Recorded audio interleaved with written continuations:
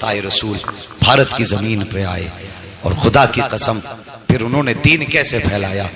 एक रस्म होती है गैर मुस्लिमों में, दूध चढ़ाने की मंदिरों में होती है कि नहीं, वो बात अलग है कि नालियों में दूध बहे तो कोई बात नहीं, लेकिन गरीब के बच्चे के पेट में घूंट दूध नहीं जाना चाहिए। ये कैसा धर्म है साहिब तुम्हारा कि बच्चे दूध के लिए भूखे तड़पते रहे और तुम्हारा दूध नालियों में बहता रहे। अल्लाह अकबर, ये इनकी रस्म है, लेकिन ये जानेंगे इनका मजहब है। लेकिन हमारा मजहब इतना सच्चा मजहब है, लोग इसे आतंकवाद से जोड़ते हैं। जरा बताइए, जो मजहब रास्ते की पड़ी हुई ईंट को हटाने पे जन्नत की बशारत दे, उससे सीधा सच्चा मजहब कौन सा मजहब हो सकता है? सोचो तो सही। तो उनका उसूल था दूध पिलाने का, और उसी दौर में एक पंडित जी थे, रोज दूध की लुटिया भरी मंदिर चल देते थे, दूध की लुटिया भरी मंदिर चल देते थे, मंदिर जाया करते। एक दिन बेटी कहने लगी, अब्बा जी आज मैं जाऊंगी दूध लेकर। जब इतनी बात कही ना, आज मैं जाऊंगी दूध लेकर, बाप कहने लगा नहीं बेटी हम खुद जाएंगे। कहा नहीं बाबा मैं जाऊंगी, चूंकि बेटियां बाप की लाडली हुआ करती हैं, कभी कभी बाप बेटी की ख्वाहिश के आगे मजबूर होता है। बाप ने इजाजत दे दी, बच्ची ने दूध लिया, लुटिया लेकर के मंदिर की तरफ आई। मंदिर में आई, उसे पता नहीं था कि दूध पिलाया जाता है कि दूध बहाया जाता है।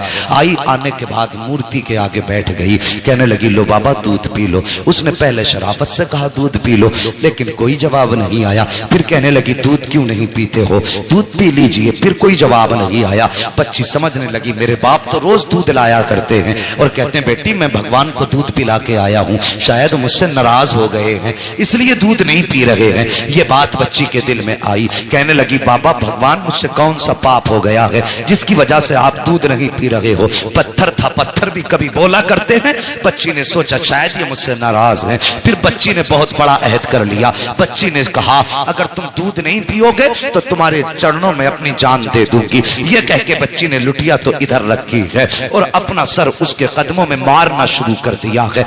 इस बेदर्दी के साथ उसने सर पटका कि माथे से खून बहना शुरू हो जाता है। जब बच्ची सर पटकती रही, रोती रही, उसी रास्ते से इत्तेफाक से गरीब नवाज का गुजर हो जाता है, अताए रसूल का गुजर होता है। जैसी गरीब नवाज ने बच्ची को रोते देखा, सर पटकते देखा, आप आए हैं। आने के बाद पेशानी की जगह अपनी हथेली रख दी है। जैसी हथेली आई है, बच्ची ने यूं सर उठाया, सादा से बाबा को देखा, देख के कहने लगी बाबा कौन हो। कहने लगे बेटी बता तो सही बात क्या है, ये अपने ऊपर जुल्म क्यों कर रही है। उसने कहा बाबा आप जाइए, ये मेरे भगवान का मामला है। मेरे गरीब नवाज ने फरमाया बेटी बता तो सही क्या मामला है, आखिर ये क्यों कर रही है। उसने कहा बाबा तुम क्या जानो, तुम तो मुसलमानों के धर्म गुरु हो, ये हमारे मजहब का मामला है। गरीब नवाज ने कहा बेटी बता तो सही बात क्या है। बच्ची कहने लगी सुनो बाबा अगर नहीं मानते हो तो सुनिए, मेरे बाप रोज दूध पिला के जाया करते हैं, लेकिन आज मैं दूध लेकर के आई हूं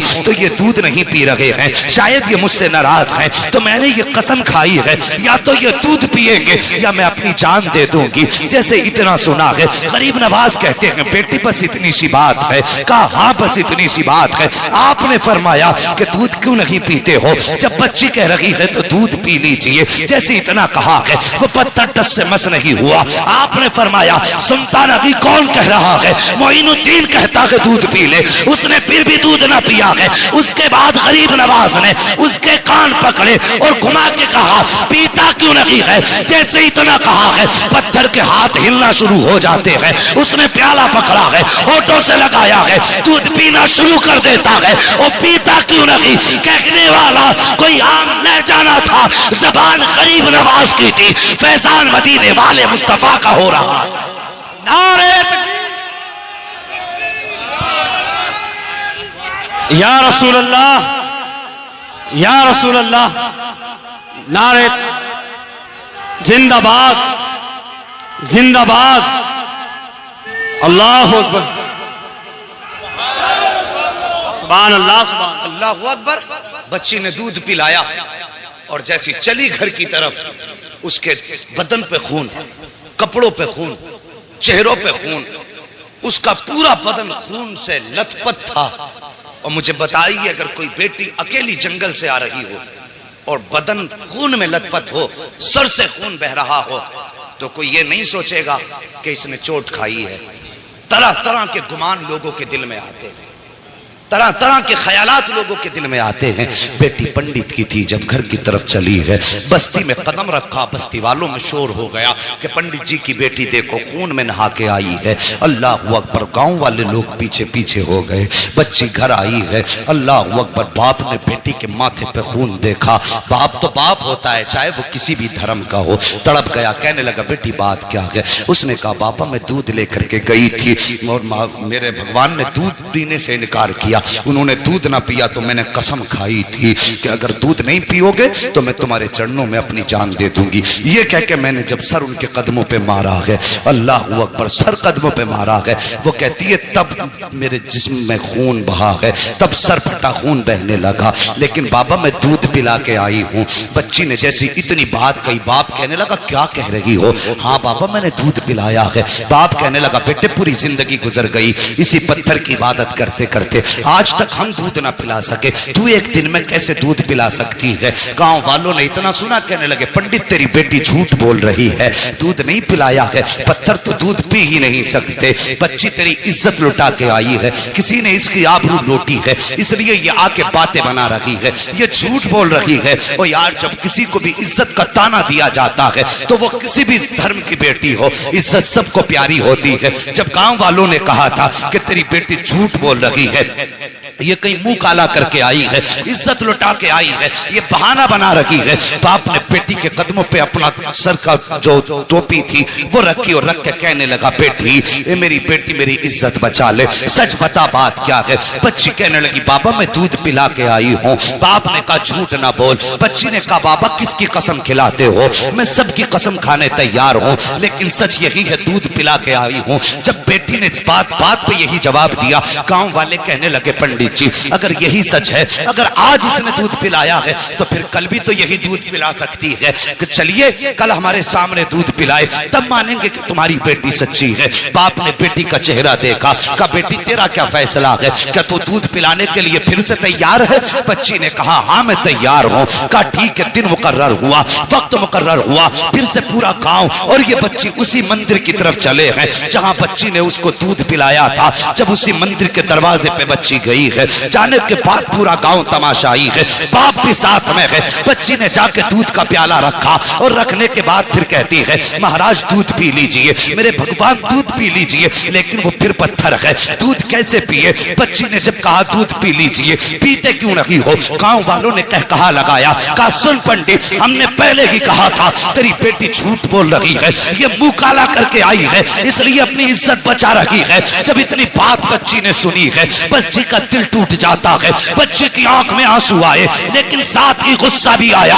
बच्ची जलाल में उठ के खड़ी हुई, तवज्जो करना, बच्ची जलाल में उठ के खड़ी हुई और कहने लगी दूध पीता है या कल वाले बाबा को बुलाना पड़ेगा, दूध पीता है या कल वाले बाबा को बुलाना पड़ेगा। जैसी इतनी बात बच्ची ने कही है, फिर उसने हाथ बढ़ाया है, दूध पीना शुरू कर दिया है। फिर जब पत्थर की मूर्ति ने दूध पी लिया है, कहने लगी बाबा देखो कल भी ऐसे ही दूध पिया था, आज भी दूध पी लिया है। बाप ने कहा बेटी ये बाबा कौन है बता तो सही, कल कौन आया था?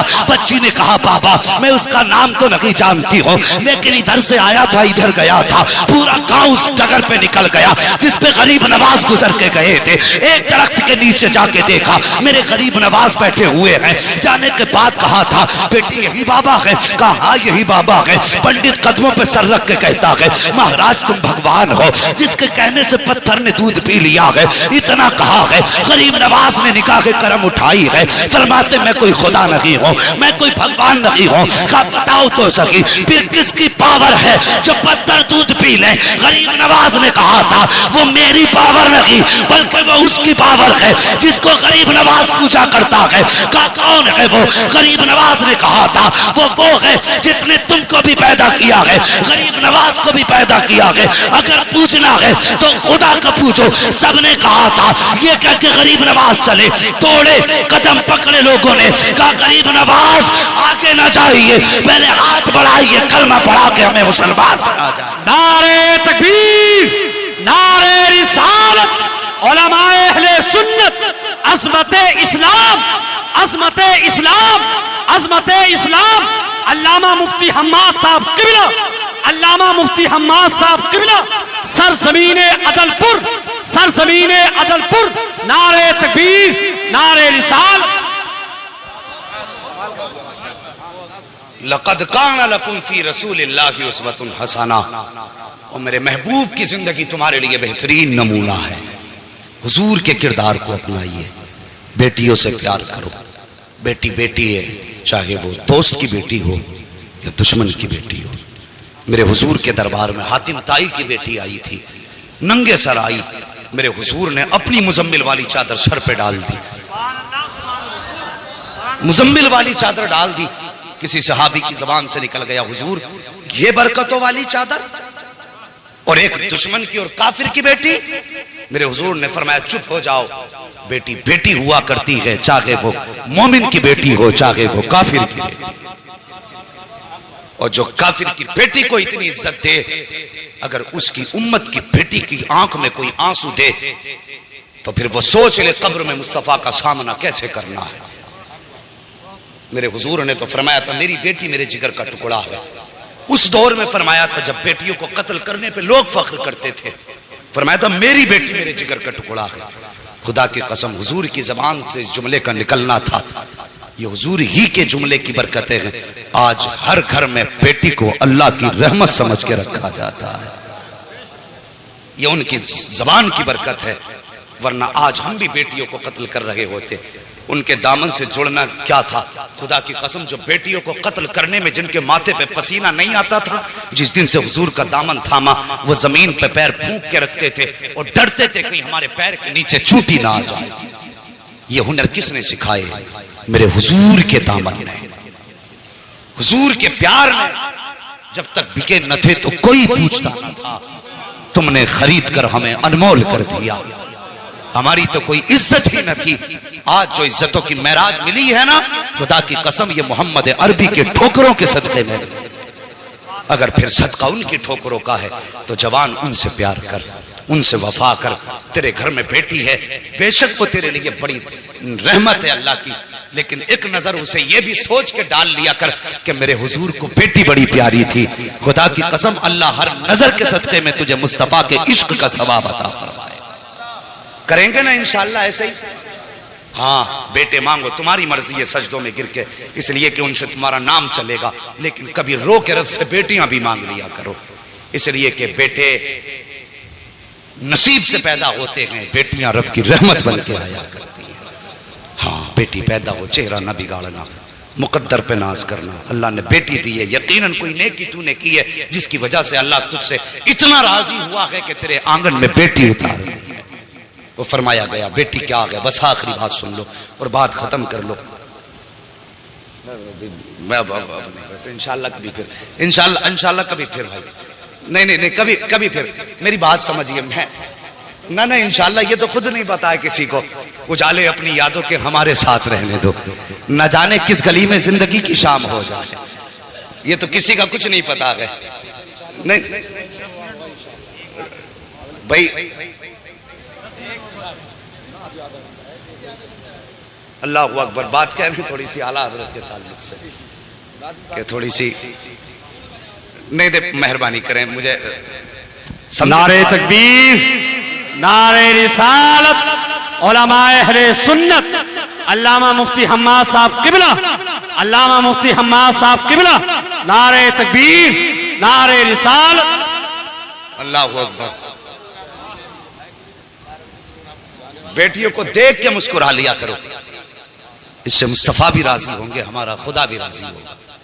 और अगर कभी घर में बरकत ना हो ना, कभी घर में बरकत ना हो और तुम्हें लगता हो आफतें आ गई हैं, बिजनेस बंद है, काम ठप है, जो भी करते हैं कोई ना कोई मुसीबत लग जाती है, फरमाया फिर मुसल्ला बिछा, 2 रकात नमाज पढ़। तेरे घर के अंदर बेटी या बहन मौजूद है, उसे मुसल्ले के आगे बैठा और फिर रब के आगे हाथ फैला दे और बस इतना कह, या अल्लाह इस बेटी के सदके में मेरे घर में बरकतें अता फरमा दे। फरमाया गया, बुजुर्गों ने फरमाया, हाथ नीचे बाद में आते हैं, खुदा की रहमतें घर में पहले उतार दी जाती। अल्लाह अकबर। ओ यार लोगों की दिलजोई करो, किसी का दिल ना दुखाओ। पूरी जिंदगी हो गई मसल के आला हजरत का नारा लगाते हुए। आला हजरत को समझो कौन है आला हजरत। जरा करीब से समझिए, मैं उनकी जिंदगी से